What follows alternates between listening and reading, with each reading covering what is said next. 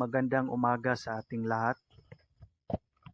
Sana po ay nasa mabuti kayong kalagayan. Ang vlog natin sa umagang ito ay mag-agahan tayo kanin with coffee. Kasi sa umagang ito wala tayong ulam, kaya ito na lang kape ang iparis natin sa kanin. Nakakabusog naman po kahit coffee at kanin lang sa agahan. Kahit ito lang ang agahan natin sa umagang ito, ang importante ay nagising pa tayo at in-extend pa yung buhay natin ng Diyos.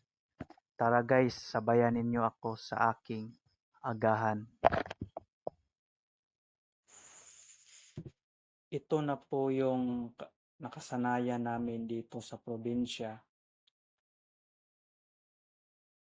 Pag wala kaming ulam sa umaga, ay kape yung ipaparis namin sa kanin para lang magkalaman ang tiyan at hindi magutom sa buong araw.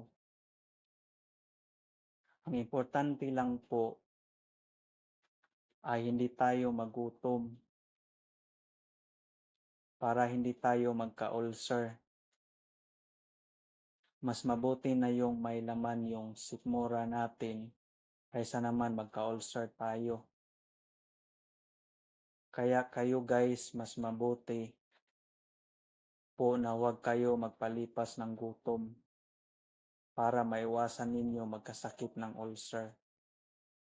Kasi sa panahon ngayon, mahirap magkasakit lalo na kung mahirap lang tayo. Sanayin natin ang ating mga sarili na kumain tayo sa tamang oras. At kumain po tayo ng mga masustansyang mga pagkain, kagaya ng mga gulay. The more we eat vegetable, mas lalong lulusog tayo. Kaya po mas mabuti na kumain talaga tayo ng mga gulay.